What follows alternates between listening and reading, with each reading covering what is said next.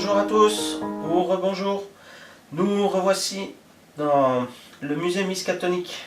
Alors, on est presque, c'est peut-être la dernière ligne droite là. Alors, on doit taper l'horreur chasseresse qui est avec nous dans la salle d'exposition, où on doit prendre les deux indices là. Une fois qu'on a les deux indices, et ben, on devrait pouvoir avancer. Mais par contre là, ça va être un petit peu compliqué puisque l'intrigue va aussi avancer.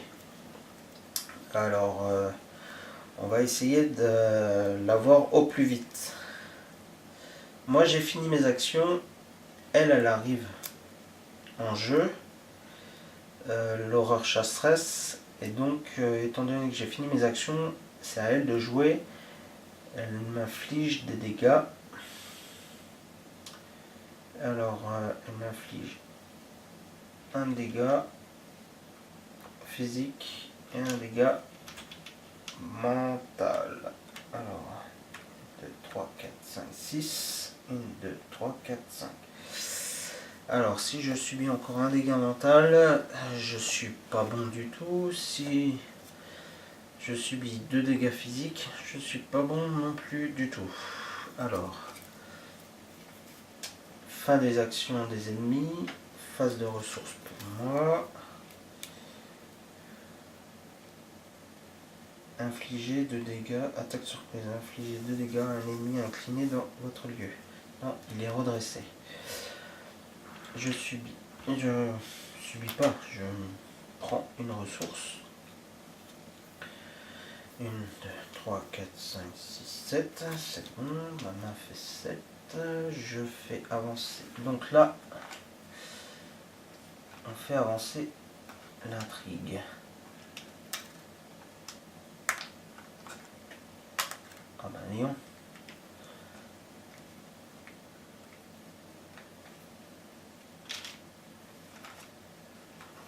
Alors,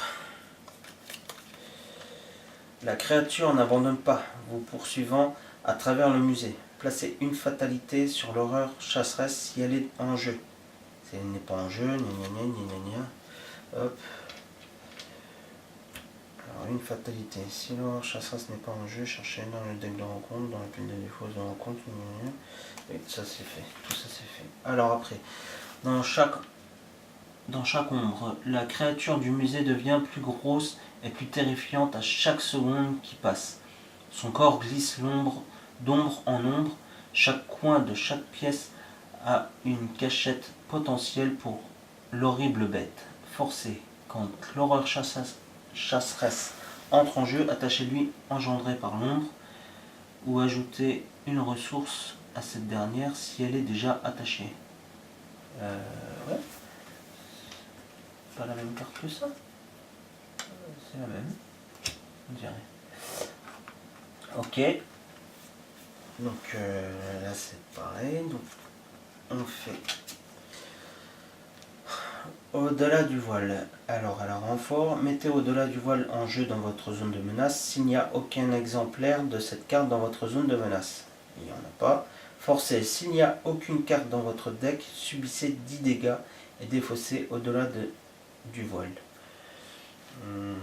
Ouais, mon deck... ouais, d'accord. D'accord. Ensuite, elle a renfort. Propulsé dans l'au-delà. Sortilège, révélation. Choisissez un soutien que vous contrôlez et qui ne soit pas un soutien d'histoire. Mélangez-le dans votre deck et défaussez-le les 3 cartes du dessus de votre deck. Si un exemplaire de ce soutien est défaussé, subissez 2 horreurs.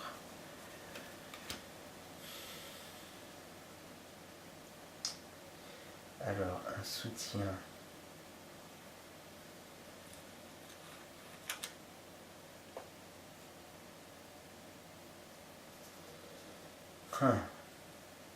Incroyable. Un soutien, je vais prendre ça. Prendre le couteau. Je vais le mettre dans mon deck. Choisissez un soutien que vous contrôlez qui ne soit pas un soutien d'histoire. Ok. mélangez le dans votre deck et défaussez les 3/4 du dessus du deck.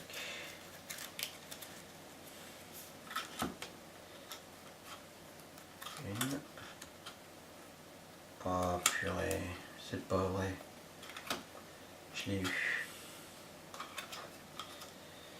Donc je dois subir 3 horreurs.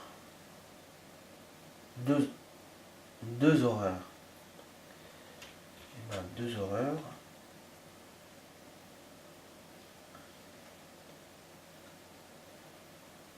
Deux horreurs.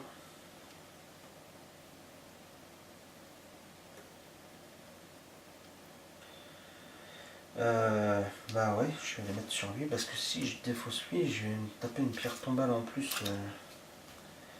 Purée, c'est pas vrai. Et voilà. Hop, ça, c'est fait. C'est à moi de jouer. C'est à moi de jouer. Je vais tout mettre de mon côté. Hein. Ce qu'il y a, c'est que là, donc il a 3 de valeur de combat, 4 points de vie.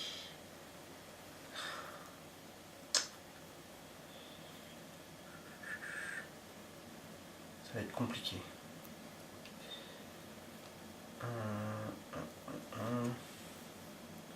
Si je joue une carte, il va m'infliger des dégâts.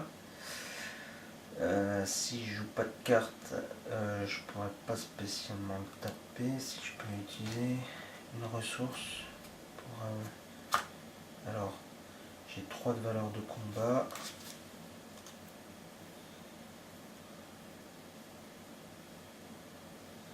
Infliger des dégâts non. J'ai 3, je fais 4. 4.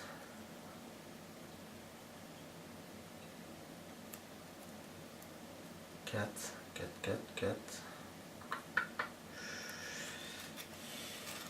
Je dépense une ressource pour avoir 5.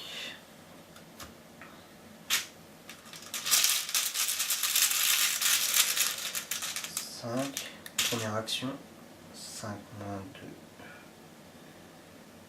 C'est loupé. Lui, ça fait 3. Bah non, il a 3. Non, c'est bon. J'ai peur. J'ai cru qu'il allait me faire une riposte.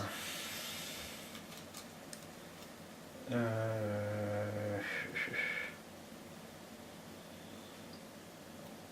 il faut que je le tape.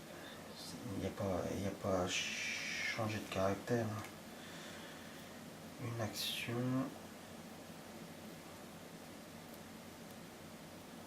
Plus deuxième action. Je vais me défausser de la machette. Je vais pas risquer. On fait 4. 4 pour 4.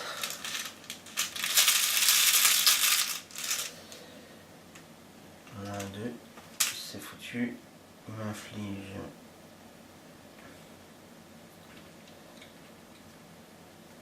un dégât physique et mental. Où je les donne à lui.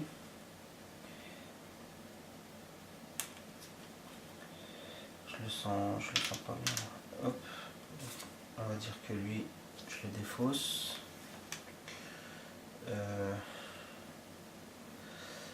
Lui, quand Adam quitte le jeu, retirez-le de la partie et ajoutez un pion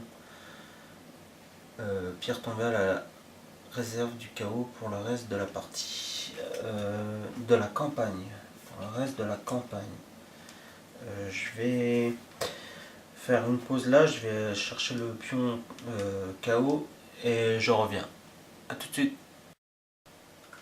Nous revoilà.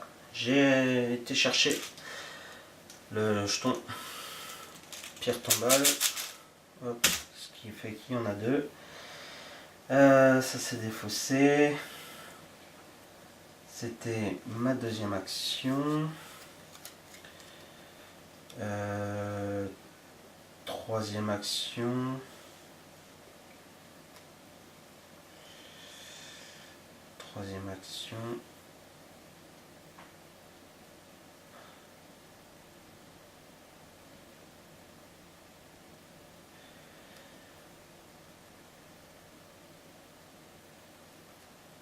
Je vais utiliser, je vais payer.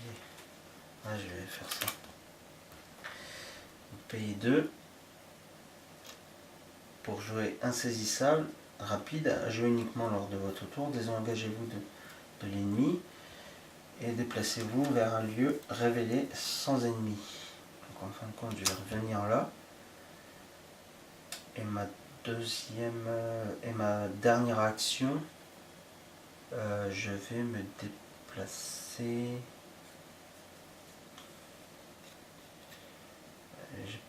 Je sais pas trop. Allez, voilà. Forcer. Alors la salle d'exposition sur Méduse.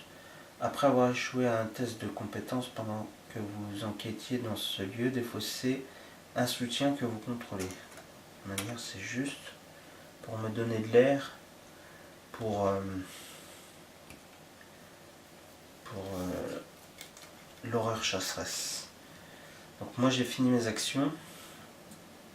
Alors maintenant c'est au tour de...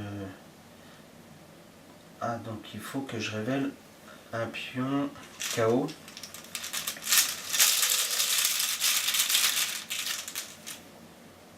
Plus 1. Ok, ça c'est bon. Forcé quand l'horreur chasseresse quitte le main. Donc elle a une fatalité, elle a une blessure et elle se rend, hop, là, dans le hall du musée. Ok. Moi je vais phase d'entretien, je vais prendre un coup vicieux. Si ce test de compétence est réussi pendant une attaque, cette attaque inflige plus un dégât. D'accord. Ok. Je vais prendre une ressource. Voilà. Je fais avancer la phase limite. Je fais... Alors, choisissez un soutien que vous contrôlez et qui ne soit pas un soutien d'histoire. Ok, donc ça se répète. Ça se répète.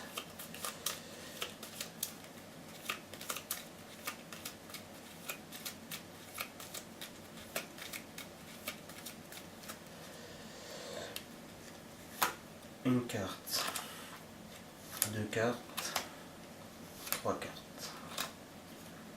Okay. C'était pas elle. Si un exemplaire de ce soutien est défaussé, subissez 2 horreurs. Voilà. Donc je vais commencer à faire mes actions. Première action.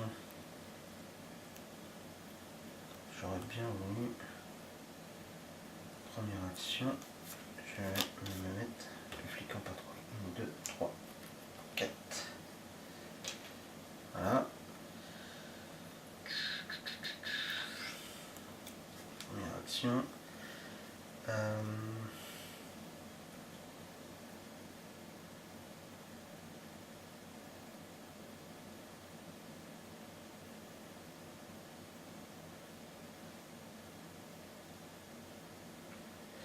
Je vais prendre une deuxième action. Et troisième action, je vais combattre.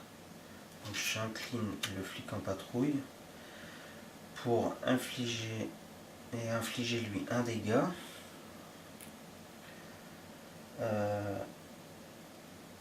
Et infliger un dégât à un ennemi dans votre lieu. Comme ça. Hop. Donc là je gagne 4. 4. 5.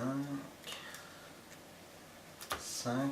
Je défausse coup vicieux si ce test de compétence est réussi pendant une attaque. Cette attaque inflige un dégât.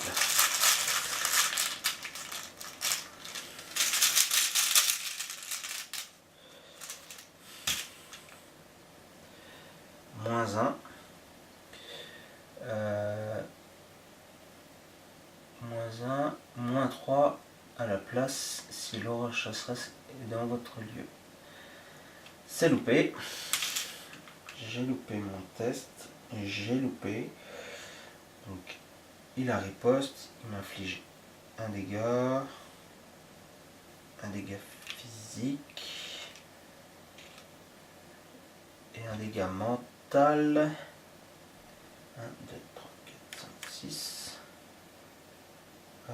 Je vais les mettre sur le flic en patrouille. C'est vraiment pour essayer de temporiser un max. Un truc de fou. C'était ma dernière action en plus. Donc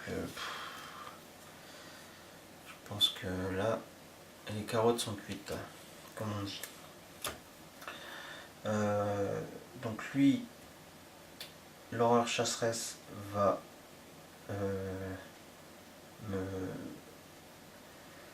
m'attaquer, mais avant qu'elle m'attaque, je dois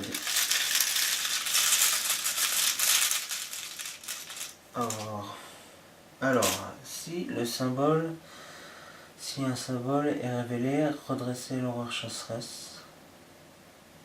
De manière à les redresser. Quand l'horreur chasseresse quitte le jeu, voilà, il m'inflige un dégât physique, un dégât mental. Je pourrais les mettre à mon flic en patrouille. Ouais. Je sais pas si ça va changer quelque chose. On verra bien. Donc ça c'est fait. Phase d'entretien. Oh oh oh oh oh oh oh oh. Le 44 automatique.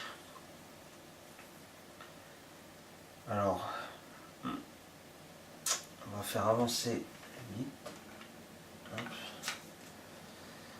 Terreur de l'au-delà. Péril. Choisissez l'un des types de cartes suivants. Soutien, événement ou compétence. Chaque joueur doit défausser chaque carte de sa main qui a ce type choisi. Si ce n'est pas le premier exemplaire de la terre de main pioché durant la phase, choisissez 2 types de cartes à la place. Qu'est-ce que j'ai? J'ai soutien, événement, et ben je vais prendre compétence. Comme ça, je défausse rien. Puis voilà. À mon tour de jouer, si je l'attaque, si je mets l'automatique en jeu, il va me faire une attaque d'opportunité. Donc chocolat.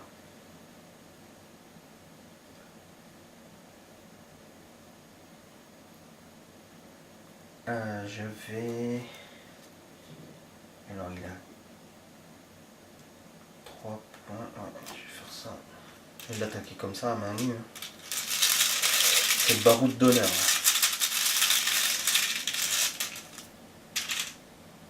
Et bah c'est foutu. Voilà. On va dire que c'est foutu.